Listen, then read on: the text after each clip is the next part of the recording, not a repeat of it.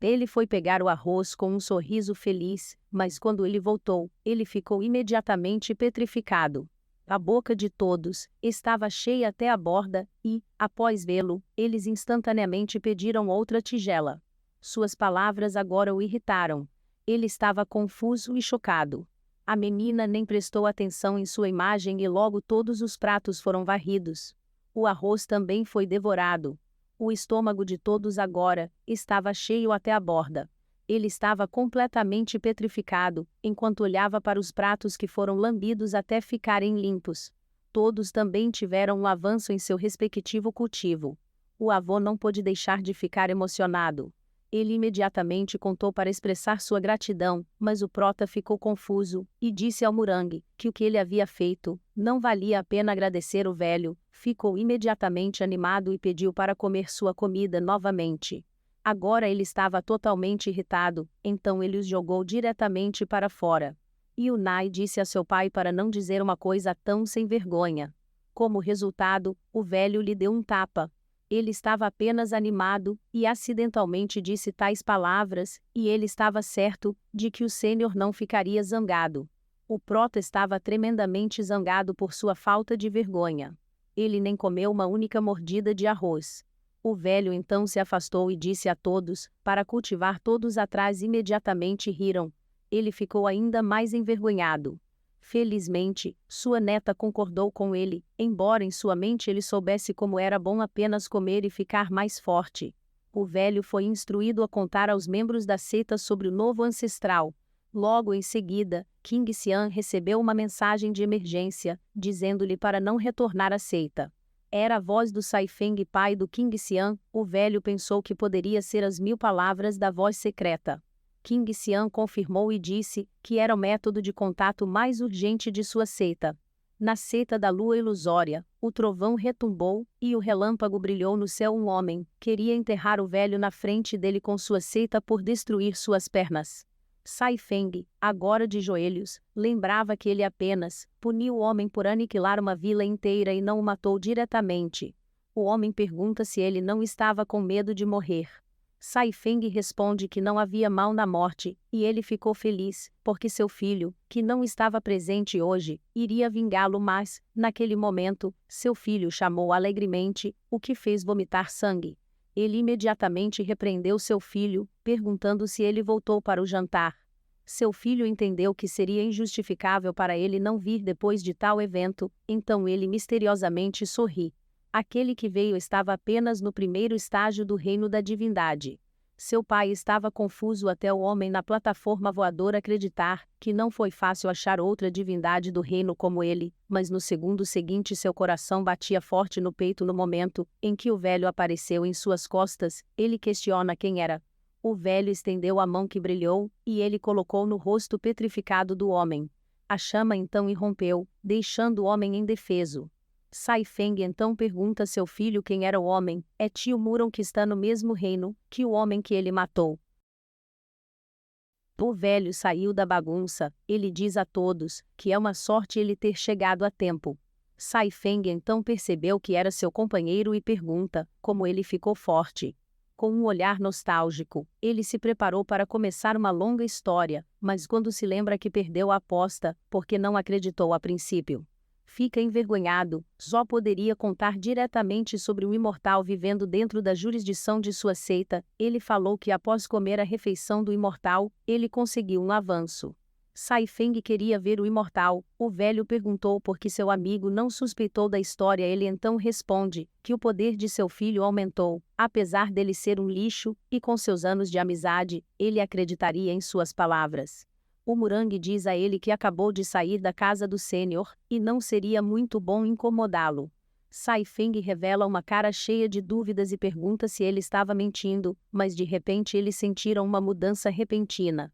A pressão espiritual assustou a todos. O velho percebeu que estava vindo da casa do sênior. Ele estava animado para ter outro jantar, e pegou seu amigo para ir com ele. Eles imediatamente desapareceram no local. King Xian só poderia desejar ser levado. Então, no quintal do prota, a galinha detectou algum problema, e ouviu os sons dos velhos sussurrando um para o outro. Sai Feng pergunta por que ele sempre falava sobre o jantar na casa do sênior. Ele então olhou para o céu, era um enorme buraco, que apareceu causando um terremoto de que era uma caverna secreta, onde poderia gerar um reino secreto, que destruiria as cidades abaixo. Sai Feng perguntou se o sênior fez isso. O velho negou, já que o sênior cultiva como um mortal. Ele então se vira para sair, decidindo salvar o máximo de pessoas possível. Então, um estrondo soou na lagoa dentro do quintal. O velho imediatamente olhou para trás, dessa vez a cabeça de um dragão emergiu da lagoa. No segundo seguinte, ela voou para fora, avançando em direção ao buraco negro no céu. Sai Feng ficou surpreso. O velho disse a ele que também havia uma fênix. Ele ficou atordoado. Apenas um imperador imortal pode comandar ambas as entidades aterrorizantes. Em uma floresta próxima, o espaço ondulou. Uma espada então emergiu dela, e escapou do mundo imortal logo em seguida. O Prota encontrou a espada. A espada pensou que o Prota iria ser esmagado por sua aura, já que ele era apenas um mortal, mas no momento seguinte a espada ficou chocada. O Prota segurou-a com facilidade, e, depois de dar uma boa olhada, a espada estava assustada. O Prota era uma entidade aterrorizante em seus olhos. A espada se pergunta como poderia haver um homem forte no mundo mortal, notando que a espada se tremeu. O Prota pensou que era uma arma mágica, então ele colocou em sua cesta para vendê-la depois por um bom preço. A espada foi insultada, pois muitos fortes queriam servi-la no passado. Vendo as ervas que estavam apenas no primeiro grau, a espada ficou ainda mais desapontada.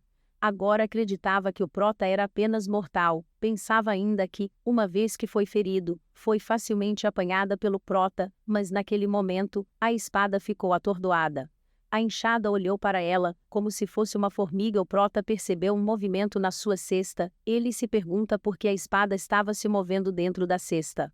A enxada disse à espada para não se mover. A espada imediatamente seguiu o comando, dirigindo-se à enxada como chefão. Então percebeu que a enxada era um artefato. O Prota olhou para o céu e percebe o buraco negro próximo. Os velhos e outros cultivadores se aproximaram do buraco negro, enquanto cavalgavam em suas espadas voadoras. Logo em seguida, o velho imediatamente parou a todos. No segundo seguinte, o buraco se alargou, e dele saiu um pilar de feixe de luz em direção ao chão. O Prota viu esta cena, e se perguntou se era o chamado Reino Secreto. Uma nova tarefa apareceu, ele esperava que não pedisse a ele para resolver a situação. Ao contrário de sua expectativa, era apenas um lembrete de loteria. O Prota ficou aliviado por não estar relacionado ao feixe de luz. Ele decidiu apertar o botão, apareceu um pequeno portal, que se materializou diante dele. Após o estrondo, uma flauta então apareceu. Ele ficou feliz em receber o item, decidindo experimentar em casa. Ele colocou a flauta em sua cesta. A espada imediatamente notou a flauta, ela era outro artefato. Ele só podia rezar, para que tudo fosse uma ilusão. Na casa do Prota, suas coisas estavam em um canto. A espada agora estava petrificada. A casa inteira estava cheia de artefatos. O pessegueiro era mais poderoso do que o divino pessegueiro do Imperador Imortal, possuía peixinhos dourados no lago, que eram mais fortes que o dragão do Imperador Imortal. As galinhas eram mais fortes que a fênix do Imperador Imortal. As ferramentas do Prota olharam para a espada com ameaça, declarando que a destruiriam se não fosse por seu mestre. Depois de ouvir que a espada insultou seu mestre, outro pote repreendeu a espada com raiva. No canto, a espada só poderia implorar a misericórdia por ser boba. Nas florestas próximas, a garota entoou um feitiço. Ela então deu um soco, no entanto, seu ataque se estilhaçou depois de atingir o pilar de luz. Ela imediatamente grunhiu de dor. Seu avô disse a ela que mesmo um segundo nível do reino da divindade será impotente contra isso. Ele então se pergunta se uma palavra secreta é necessária para sua entrada. Sai Feng apareceu e acha que será problemático e pergunta se eles devem informar o sênior. No entanto, o Murang acredita que o sênior quer que eles resolvam isso sozinhos. Ele então diz que mais tarde, o sênior provavelmente virá. Naquele momento, o ar ao redor deles mudou. Todos se assustam com essa repentina rajada de vento. Na casa do Prota, ele está reclamando do barulho irritado. Ele não conseguiu dormir e fez uma birra ao ouvir o sono de seu mestre. Faca de Cozinha decidiu parar a perturbação. Ele então se transforma em sua forma humanoide, porque ele tinha uma missão para cumprir. A rajada de vento continua a girar em torno do pilar de luz. Todos imediatamente viram a figura chegando e pensaram que era o Prota. Murang já sabia que era a Faca de Cozinha.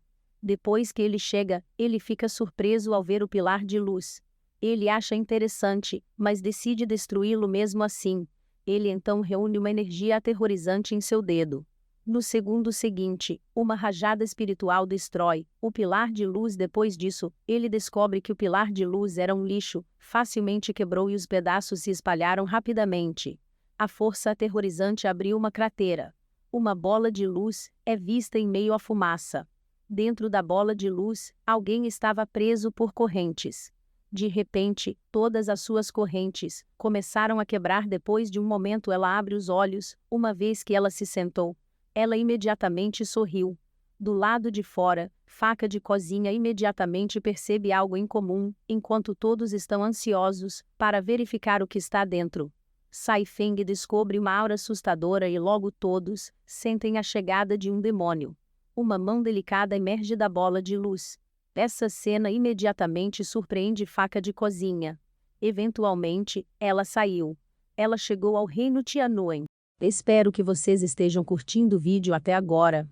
Se vocês gostam deste tipo de conteúdo e querem ver mais, não se esqueçam de dar um like e se inscrever no canal. Isso nos ajuda a crescer e nos motiva a continuar trazendo vídeos incríveis para vocês. Obrigado pelo apoio. Agora, vamos continuar com o nosso vídeo.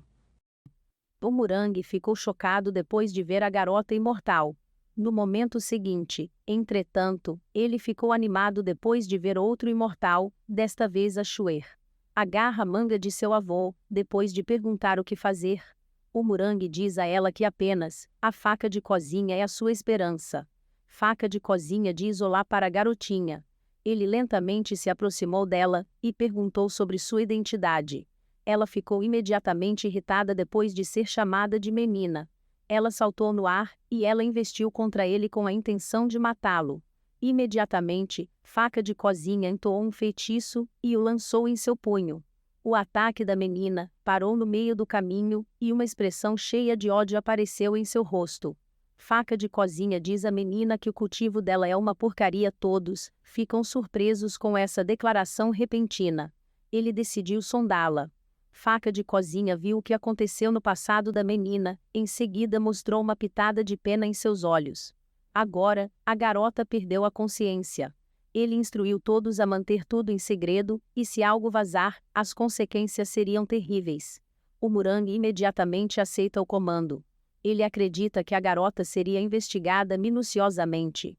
Olhando para sua neta, instrui a dizer a todos os discípulos, para manter os acontecimentos em segredo. Ela recebe as instruções e confirma que irá cumpri-las. Já que a área está devastada, ela se pergunta se eles poderiam esconder a notícia por muito tempo. Faca de Cozinha volta, e a galinha imediatamente, e pergunta por que ele trouxe a menina. Ele não respondeu e chamou o pessegueiro. Suas folhas farfalharam, e então ele se transformou em sua forma humanoide ao ver a garota, seus olhos de repente se arregalaram. Ela ficou chocada ao descobrir o passado da garota. Uma flor começou a se materializar na sua palma. Logo a flor desabrochou e foi colocada na cabeça da garota. Depois de um momento, ela aumentou e engolfou a menina. A aura caótica da garota começou a diminuir. Naquele momento, a espada imortal deu uma espiada, seus olhos instantaneamente se arregalaram de surpresa. A garota que era Su Ling, a filha do imperador imortal. O tempo passou, e a menina acordou.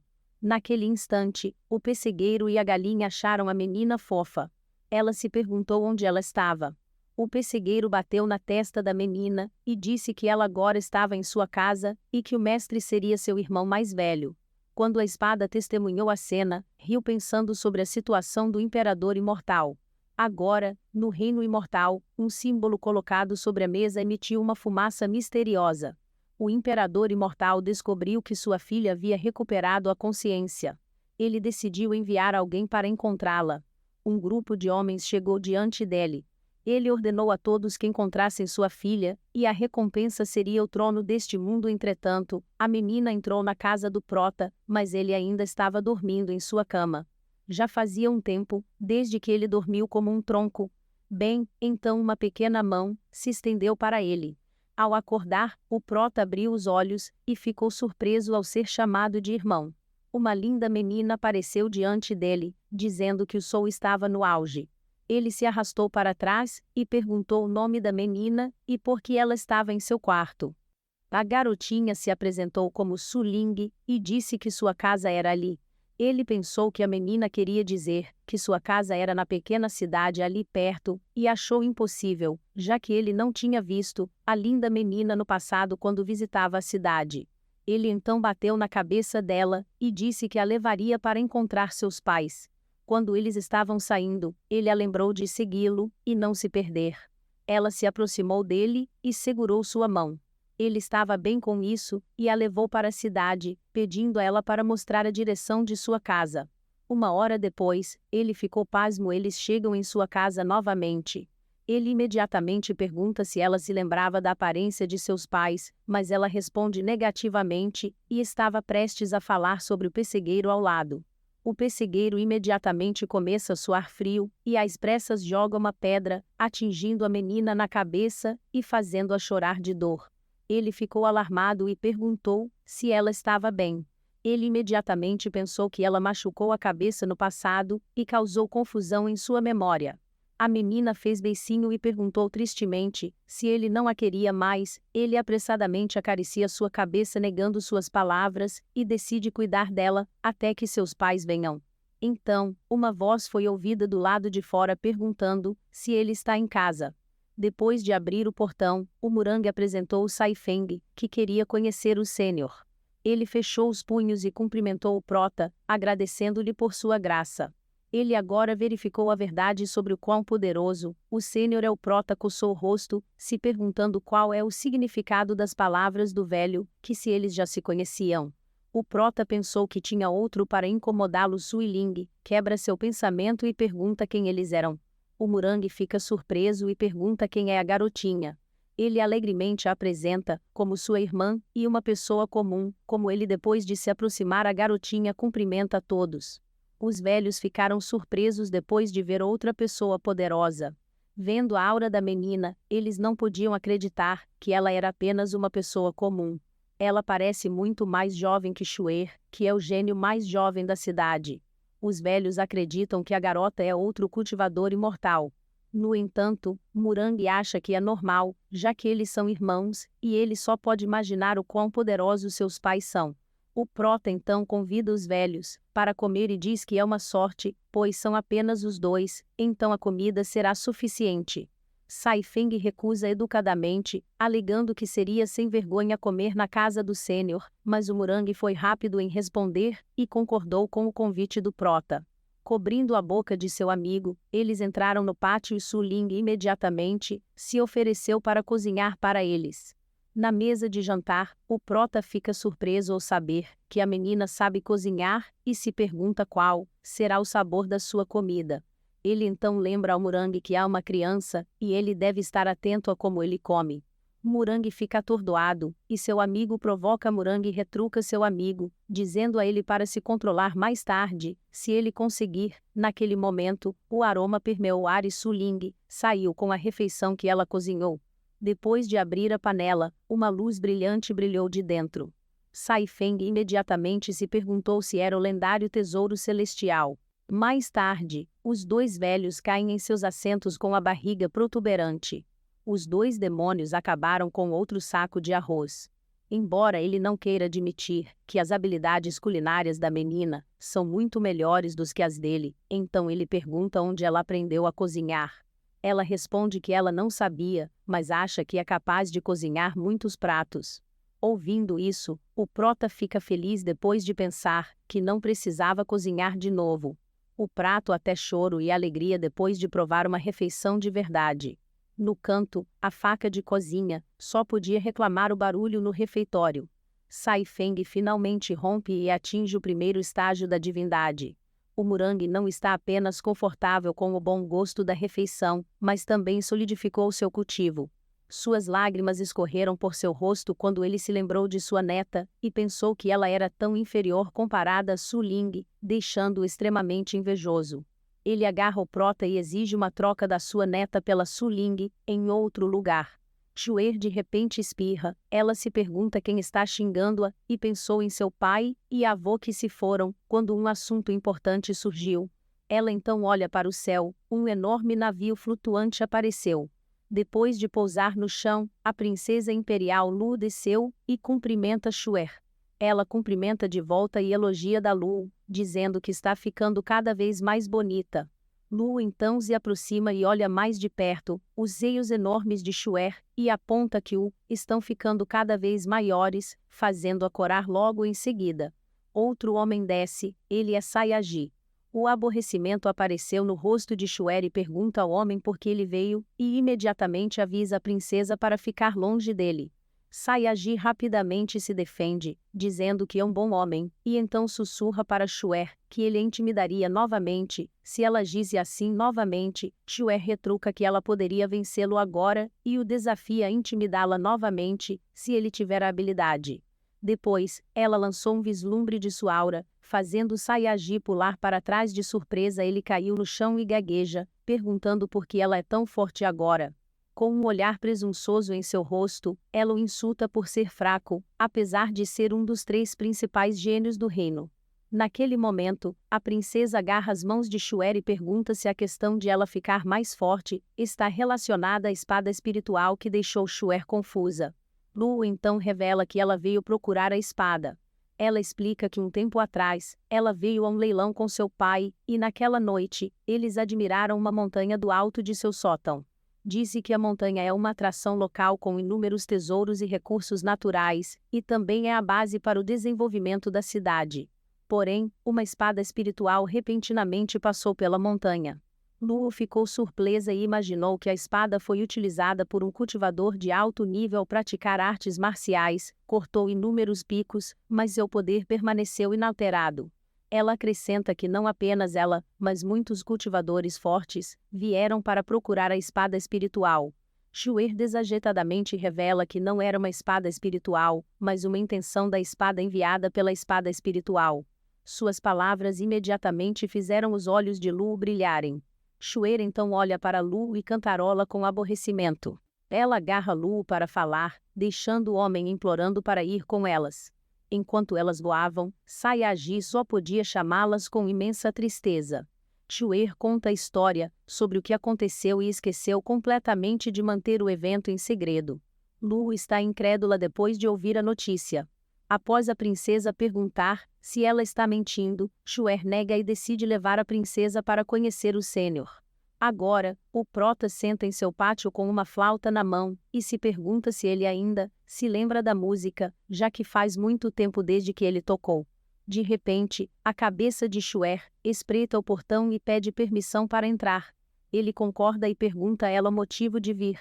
Xuer chamou Lu, mas agora ela está completamente assustada. Ela sente os olhos poderosos observando-a, e sente que todo o seu ser foi visto. Através do ombro de Xuer, garante que elas foram convidadas pelo sênior e que não seriam feridas. Ela então empurrou Lu para frente e a apresentou ao prota. Lu revelou um olhar tímido e gaguejou ao cumprimentá-lo. Ela pensou que o prota realmente estava em um alto nível de cultivo. Ela esperava que ele fosse um velho de cabelos grisalhos, e nunca pensou que ele seria tão jovem e bonito. O prota pediu à garota para relaxar, e que ela não precisava ser educada com ele. Ele pensou que, embora estivesse sendo chamado de sênior, ele realmente não tinha nenhuma força. Atrás do pessegueiro, a cabeça de Su Ling apareceu, perguntando quem são as visitantes. Vendo a garotinha, Xuer imediatamente pergunta quem ela é então. Ele apresentou a Su Ling como sua irmã. A garotinha cumprimenta as irmãs mais velhas com um lindo olhar.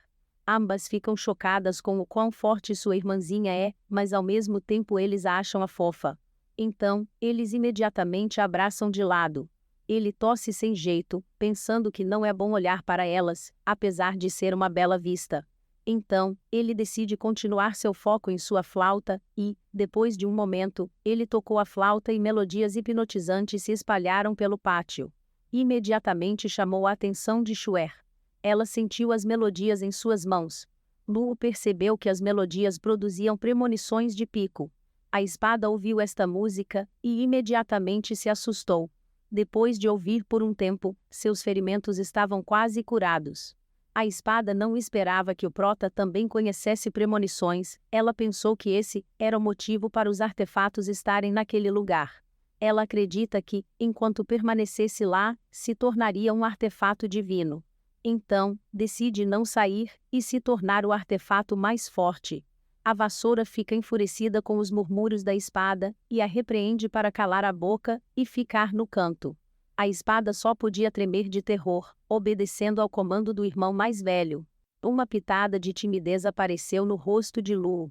Ela diz que não poderia retribuir a grande gentileza, mas gaguejou em suas palavras. Ele não a esperou terminar de falar e acenou com a mão, dizendo que não precisava do seu corpo. Lu só poderia ir embora em depressão. Ela se repreendeu por pensar que um imortal iria querer uma mortal humilde como ela. Agora, o prota está analisando cuidadosamente a situação. Ele admitiu que ele é muito bonito, então as garotas continuarão oferecendo seus corpos para ele. Lu continuou chorando depois que sua primeira confissão foi rejeitada. Shuer a conforta, dizendo que o Senhor é imortal e é normal para ele desprezá-las. Sentindo o significado sutil em suas palavras, Lu pergunta se ela também se confessou, mas Shuer negou apressadamente por vergonha de dizer a verdade. Logo em seguida, Lu alcança suas mangas. Ela trouxe um cristal sonoro, que ela comprou em um leilão e revela que gravou a música do prota. Shuer elogia seu brilhantismo e sugere encontrar um lugar para ouvir a música novamente mais tarde. Melodias poderosas são emitidas da pedra de gravação, e a garota está meditando diligentemente ao lado da Lu. Shuer rompe novamente, e ela não pode deixar de exclamar que eles poderiam se tornar imortais mais rápido se continuassem ouvindo a melodia. Lu também fica surpresa e decide que iriam romper de uma vez, mas desta vez o cristal sonoro emitiu uma luz deslumbrante. Lu rapidamente o jogou fora, e no momento seguinte, explodiu com um estrondo alto. A fumaça preta permaneceu e inundou a área.